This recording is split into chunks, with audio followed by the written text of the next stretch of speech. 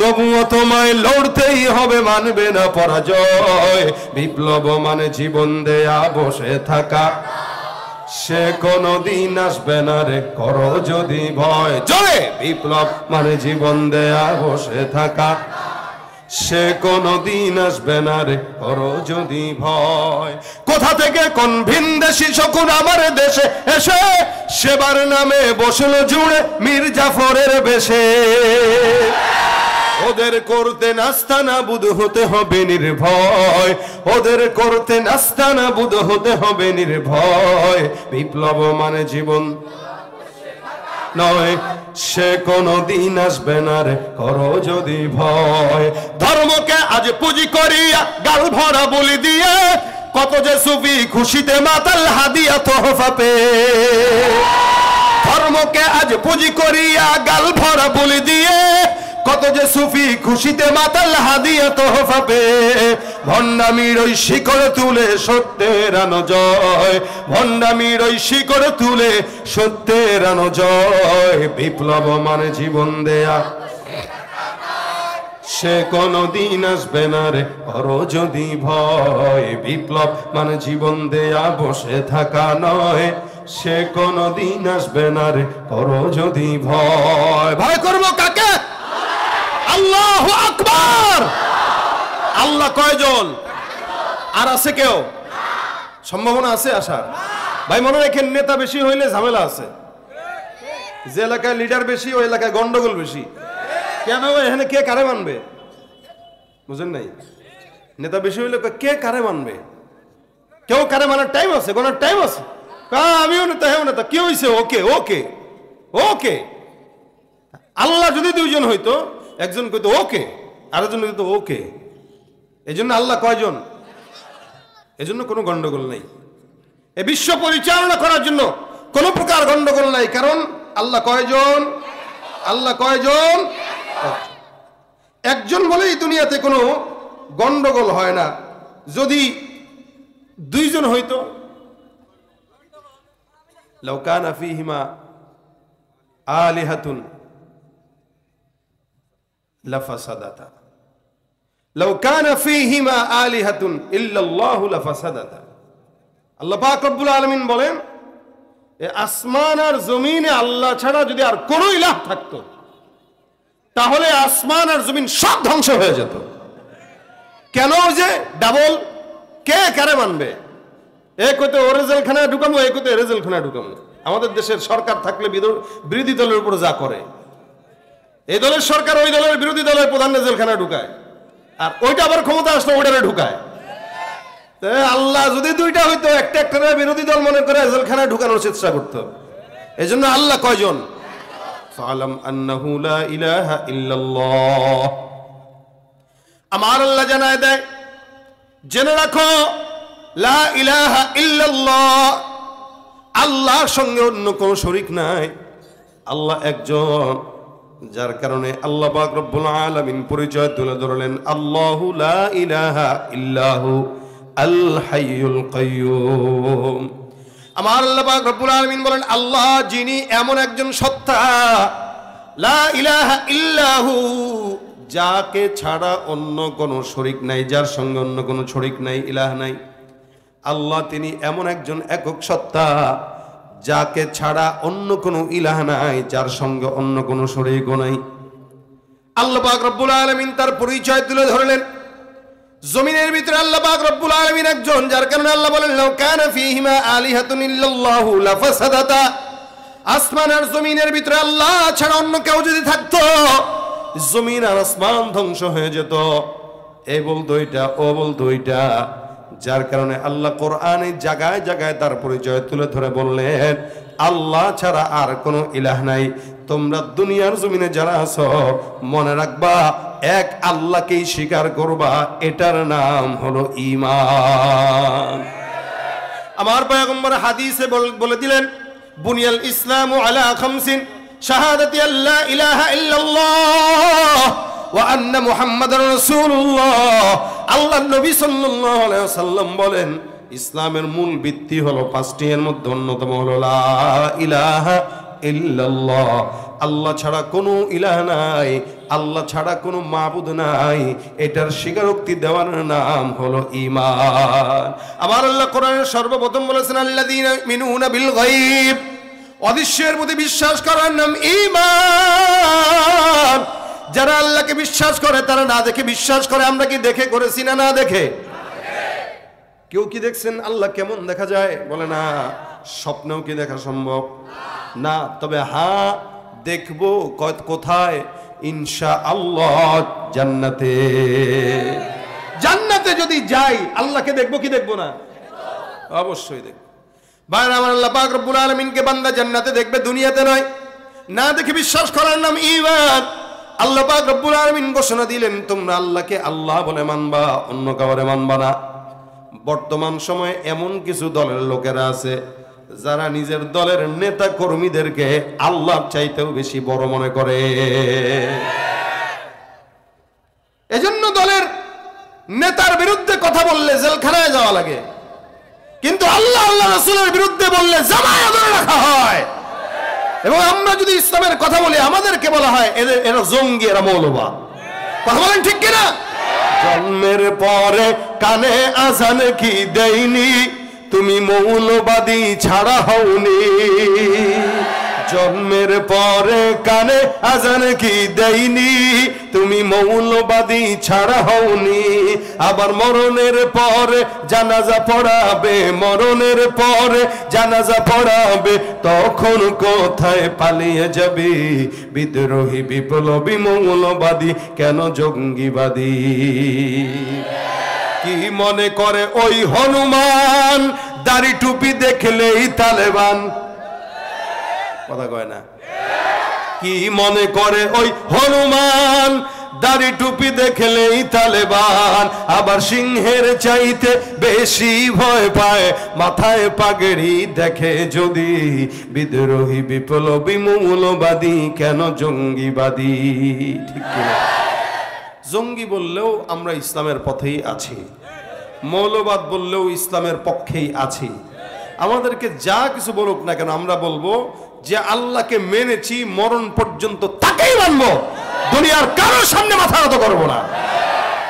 ভাইরা আমার খুব বুঝবেন, এই জন্য আল্লাহ পাক রব্বুল আলামিন বলেন আল্লাহু লা ইলাহা ইল্লা হুয়াল হাইয়ুল কাইয়ুম। আল্লাহ এমন একজন আল্লাহ যার কোনো শরীক নাই, যিনি ছাড়া আর কোনো ইলাহ নাই। এই কুদরতুল্লাহ রবকে যারা মানে তারা দুনিয়াতেও কামিয়াব, আখিরাতেও কামিয়াব। ঠিক কিনা? এমন রবকেই মানবো যেই রবকে এককভাবে মানবো। ইহুদি নাসারাও আল্লাহকে বিশ্বাস করে, আমরাও বিশ্বাস করি, লেকিন পার্থক্য আছে না নাই? যদি প্রশ্ন করা হয় না ইনসালতাহুম মান খালাকাস সামাওয়াতি ওয়াল আরদা লা ইয়াকুলুন্না আল্লাহ, এরে বলো আসমান বানাইছে কে, জমিন বানাইছে কে? ইহুদি নাসারাকে যদি প্রশ্ন করা হয় এরা এক বাক্যে জবাব দেয় আসমান বানাইছে আল্লাহ, জমিন বানাইছে আল্লাহ। লা ইয়াকুলুন্নাল্লাহ, আসমান জমিন যা কিছু দেখা যায় সব কিছু বানাইছেন আল্লাহ। আমার আল্লাহ বলে তারা যদিও স্বীকার করে আল্লাহ বানাইছে, কিন্তু তারা আল্লাহর সঙ্গে আবার গাছেরও পূজা করে, আবার মাছেরও পূজা করে, কখনো সূর্যের পূজা করে, কখনো চন্দ্রের পূজা করে, কখনো হাজারের পূজা করে, কখনো সাজারের পূজা করে, কখনো অমুক তমুক মূর্তি বানায় পূজা করে। কিন্তু আল্লাহ পাক রব্বুল আলামিন বলেন না না, ইহুদিরা আল্লাহকে মানে, নাসারারাও আল্লাহকে স্বীকার করে, তোমরাও আল্লাহকে মানো আর স্বীকার করো। তোমাদের মানা তাদের মানার মধ্যে আসমান আর জমিন পার্থক্য। وقالت اليهود عزير ابن الله، وقالت اليهود عزير ابن الله، وقالت النصارى المسيح ابن الله। আল্লাহ পাক রব্বুল আলামিন বলে ইহুদিদেরকে যদি প্রশ্ন করা হয়, ইহুদিরা বলে ওয়াকালাতিল ইয়াহুদ উযাইর ইবনুল্লাহ, উযাইর আলাইহিস সালাতু ওয়াস সালাম একজন পয়গম্বর ছিল। ইহুদিদের কওল হলো, ইহুদিদের বিশ্বাস হলো হযরত উযাইর আলাইহিস সালাতু ওয়াস সালাম হলো আল্লাহর পুত্র সন্তান। নাউযুবিল্লাহ। ইহুদিরা উযাইরকে আল্লাহর সন্তান বানায় দেয়। নাসারাদের কথা আল্লাহ পাক রব্বুল আলামিন বলেন وقالت النصارى المسيح ابن الله، নাসারারা বলে ঈসা আলাইহিস সালাতু ওয়াস সালাম আল্লাহর সন্তান। আস্তে কয় নাউযুবিল্লাহ। আমার আল্লাহ পাক রব্বুল আলামিন বলেন কুল হুয়াল্লাহু আহাদ আল্লাহুস সামাদ লাম ইয়ালিদ ওয়া লাম ইউলাদ ওয়া লাম ইয়াকুল লাহু কুফুয়ান আহাদ। বলেন তো আল্লাহ কয়জন? তুমি পারো করতে মোচন অভাব দুঃখী লোকে, তুমি পরম মুক্তিদাতা মালিকে জগতের। তোমার কাছে চাই যে পানা, তোমার কাছে চাই যে পানা, আমরা প্রতিদিন তোমার দয়ায় পূর্ণ আমার সারা নিশিদিন। আল্লাহ তুমি দয়ার সাগর, আল্লাহ তুমি দয়ার সাগর, রহমানুর রহিম, তোমার দয়ায় পূর্ণ আমার সারা নিশিদিন। কার দয়া? আল্লাহ কয়জন? শিখাই দিয়েছেন কে? আল্লাহু লা ইলাহা ইল্লা হুয়াল হাইয়ুল কাইয়ুম। যে আয়াতটা আপনাদের সামনে তেলাওয়াত করলাম এটা অনেক দামি আয়াত। এই আয়াতের একটা নাম আছে, এই আয়াতের একটা নাম আছে, এই আয়াতের অনেক সম্মান। আল্লাহর নবী সাল্লাল্লাহু আলাইহি ওয়াসাল্লাম হযরতে উবাই ইবনে কাব রাদিয়াল্লাহু তাআলা আনহু, উবাই ইবনে কাব রাদিয়াল্লাহু তাআলা আনহুকে আল্লাহর রাসূল প্রশ্ন করলেন, হে উবাই তুমি বলো কোরআনের মধ্যে সর্বোত্তম, কোরআনের মধ্যে সবচাইতে দামি আয়াত কোনটি? তুমি আমাকে বর্ণনা করে শোনায় দাও। সাহাবা আজমাইনদের হালত ছিল, নবী যদি কোনো প্রশ্ন করতেন, নবীর প্রশ্ন করার জবাবে সাহাবা আজমাইন বলতো আল্লাহ, আল্লাহ রাসূল ভালো জানে। সাহাবা আজমাইনদের এই আদত ছিল, যার কারণে তারা এটা বলতো। নিজে যদিও বেশি জানতো, নবীর সামনে কোনো কথা বলতো না। বর্তমান সময়ের মানুষ আর নেতা কর্মীদের হাল, ওলামা একরামদেরকে সামনে বসায় বড় বড় লেকচার মারে, ঠিক কিনা? অনেক জ্ঞানী তারা, আমরাও আজ কম জানি না, জানে ঠিকই, শয়তানের মতো মানে না। জানার নাম কামিয়াব না মানার নাম কামিয়াব, কথা বলেন ঠিক কিনা? উবাই ইবনে কাব বলেন, ইয়া রাসূলুল্লাহ, আপনি আপনার রব বেশি জানে। নবী আমার ডাক দেয়া বলে, হ্যাঁ উবাই ইবনে কাব, আমি নবী তোমাকে জিজ্ঞাসা করলাম তোমার ইলম কি বলে, তুমি সেটা আমাকে সুন্দর করে জবাব দাও। উবাই ইবনে কাব ডাক দিয়া বলেন, ইয়া রাসূলুল্লাহ, আপনি যেহেতু দ্বিতীয়বার আমাকে প্রশ্ন করলেন, আমি আপনার জবাব দিচ্ছি আমার ফিকির থেকে। যদিও আমি জানি আমার জবাব হয়তো নাও হতে পারে, কিন্তু বলি। উবাই ইবনে কাব বলেন, আমার চিন্তা, আমার ফিকির, আমার ইলম বলে আল্লাহ পাকের কোরআনের মধ্যে সবচাইতে দামি আয়াত, ফজিলতপূর্ণ আয়াত আয়াতুল কুরসি। সুবহানাল্লাহ। এটা হলো হিকমত। আল্লাহ পাক রব্বুল আলামিন সাহাবা আজমাইনদেরকে হিকমত দান করেছিলেন, যার কারণে তারা চিন্তা থেকে বলে দিয়েছে। আমার পয়গম্বর ডাক দিয়া রাসূল সাল্লাল্লাহু আলাইহি ওয়াসাল্লাম উবাই ইবনে কাবের বুকের মধ্যে একটা ছাট করে একটা বাড়ি দিলেন। শাবাশ বেটা, তুমি যেই কথা বলেছো এটা অনেক দামি কথা। আল্লাহর কোরআনের মধ্যে সবচাইতে দামি আয়াত হলো আয়াতুল কুরসি। সুবহানাল্লাহ। হাদিসে আমার পয়গম্বর ডাক দিয়া বলেন, সাহাবা একরামের দল, উবাই ইবনে কাব শুধু নয়, আল্লাহর নবীর সমস্ত সাহাবা আজমাইনদেরকে বলে, শুনে নাও, কোরআনের মধ্যে যে আয়াতুল কুরসিটা আছে, এই আয়াতুল কুরসি এত দামি আয়াত। আয়াতুল কুরসির একটা জিহ্বা আর দুইটা ঠোঁট আছে। আয়াতুল কুরসির একটা জিহ্বা আর দুইটা ঠোঁট আছে। আমার নবী বলেন, আয়াতুল কুরসি আল্লাহর আরশের কিনারে বসে বসে আমার মাওলার প্রেমের জিকির আদায় করে। সুবহানাল্লাহ। আল্লাহর জিকির আদায় করে আয়াতুল কুরসি, আল্লাহর জিকির করে। পয়গম্বর নবী সাল্লাল্লাহু আলাইহি ওয়াসাল্লাম আরো হাদিসের মধ্যে বলেন, কোরআনের একটা চূড়া আছে, উচ্চ চূড়া, ওই চূড়াটা হলো সূরাতুল বাকারা। সবচাইতে চূড়া, এই চূড়াটা হইল সূরাতুল বাকারা। আর সূরা বাকারার মধ্যে একটা চূড়া আছে, ওই চূড়াটার নাম হলো আয়াতুল কুরসি। সুবহানাল্লাহ। কেন আয়াতুল কুরসি এত দাম? এটার ভিতরে আল্লাহ পাক রব্বুল আলামিন আল্লাহর সম্মান, মর্যাদা, শান এমন এমন কিছু বর্ণনা করেছেন, এমন কিছু নাম আছে যেগুলার কারণে আল্লাহর হাবিব সাল্লাল্লাহু আলাইহি ওয়াসাল্লাম বলেন এটাকে ইসমে আজম বলা হয়। অনেক মুফাসসিরিন ইকরাম বলেন এই ইসমে আজম পুরা অসংখ্য আকাবিররা পর্যন্ত এমন এমন অসাধ্য কাজ যেগুলো সাধ্য করেছে। সুবহানাল্লাহ। এটা এমন দামি আয়াত, এই আয়াত যদি কেউ তেলাওয়াত করে আল্লাহ পাক রব্বুল আলামিন তাকে মনের সমস্ত আশা পূরণ করে দেয়। শুরুতে আল্লাহ তার পরিচয় তুলে ডাক দেয়া বলেন আল্লাহু লা ইলাহা ইল্লা হুয়াল হাইয়ুল কাইয়ুম। নবী বলেন কোন বান্দা যদি হাইয়ুল কাইয়ুম বলে আল্লাহকে ডাক দেয়, আমার আল্লাহ ওই বান্দার দুইটা নামের উসিলা কইরা বান্দার সব মনের আশা পূরণ করে দেয়। বদরের যুদ্ধে পয়গম্বর যুদ্ধের ময়দানে যায়, সাহাবা আজমাইনের সংখ্যা 313, কাফেরের সংখ্যা প্রায় 1000। এক ইহুদিকে পয়গম্বর প্রশ্ন করলেন তোমরা যখন বদরের যুদ্ধে ছিলা বলো তো তোমাদের কয়টা উট জবাই দেওয়া লাগছে? ইহুদিটা বলছে একদিন 9টা উট জবাই করেছে আর একদিন 10টা উট জবাই করেছে। নবী বলেন তার মানে তোমাদের সংখ্যা প্রায় 900 অথবা 1000 ছিল। কোথায় 1000 সংখ্যার, কোথায় 313 জন? কিন্তু আল্লাহর কসম 313 জন সাহাবীর মোকাবেলায় 1000 কাফের আল্লাহ পাক রব্বুল আলামিন তাদেরকে দয়া করেছেন, যার কারণে সাহাবা আজমাইনদের সঙ্গে তারা লড়াই করে পারে নাই। আলী ডাক দিয়া বলেন আমি যুদ্ধের ময়দানে যাওয়ার পর নবীর তাঁবুর ভিতরে যা দেখলাম আমার নবী সুন্দর করে সিজদায় যে কাঁদে আর একটা নাম নিয়ে বলে ইয়া হাইয়্যু ইয়া কাইয়্যুম। আলী বলেন আমি আল্লাহর নবীর কাছে যা দেখলাম বারবার করে কাঁদতেছে ইয়া হাইয়্যু ইয়া কাইয়্যুম। এই দুইটা নাম দিয়ে আমার পয়গম্বর বারবার কান্না করে আল্লাহর কাছে চায়। আমি আবার যুদ্ধের ময়দানে গেলাম, আবার যুদ্ধের ময়দান থেকে তাঁবুর মধ্যে আসলাম, আবারও তাকায় দেখলাম বারবার আমার পয়গম্বর দুইটা নাম দিয়ে ডাকে।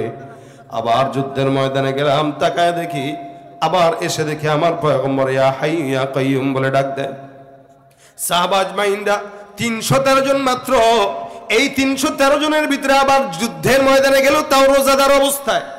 বদরের যুদ্ধটা রমজান মাসে সংগঠিত হয়েছে।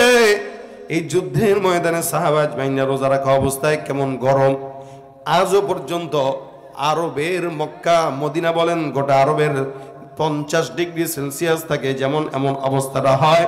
একটা মানুষ খালি জায়গায় যদি যায় তার গায়ের পশমগুলো একটার সঙ্গে একটা লেগে যায়। আজ যদি এরকম গরম হয় 1500 বছর আগে কত গরম ছিল। আল্লাহর নবী সাল্লাল্লাহু আলাইহি ওয়াসাল্লাম দোয়া করেন সাহাবা আজমাইনরা বলে আমরা যুদ্ধের ময়দানে একবার নবীর কাছে একবার যাই, আমরা আতঙ্কিত, কারণ আমাদের পেটে খাবার নাই, আমাদের কাছে তরবারিও নাই, আমাদের কাছে যুদ্ধ সরঞ্জাম নাই। এরপরেও নবীকে যখন দেখলাম বারবার দোয়া করে, আল্লাহর কসম করে বলি যুদ্ধের ময়দানে আবার যখন লেগে গেলাম আল্লাহর কসম কেমন যেন তাকায় দেখলাম আসমান থেকে আমার আল্লাহ যুদ্ধের শয্যায় সজ্জিত প্রায় কিছু সাহাবা আজমাইনদের ফাঁকে ফাঁকে অসংখ্য ফেরেশতাদেরকে আল্লাহ আমাদের কাছে পাঠায় দিয়েছে। যুদ্ধ আমরা করতেছি, ফেরেশতারাও চলে গেছে। আল্লাহ ডাক দিয়ে বলেন লাকাদ নাসারাকুমুল্লাহ বিবাদর ওয়া আনতুম আযিল্লাহ। তোমরা ছিল দুর্বল, তোমাদের কাছে শক্তি সামর্থ্য ছিল না। আমি আল্লাহ আমার পয়গম্বরের দোয়ার বরকতে আমি আল্লাহ নিজেই বদরের যুদ্ধের ময়দানে নেমে গিয়েছি। আল্লাহ পাক রব্বুল আলামিন যুদ্ধের ময়দানে সাহাবা আজমাইনদের সঙ্গে যুদ্ধ করতে লড়াই করে নেমে গেছেন। ফেরেশতাদেরকে আল্লাহ পাক রব্বুল আলামিন পাঠিয়ে দিয়েছেন।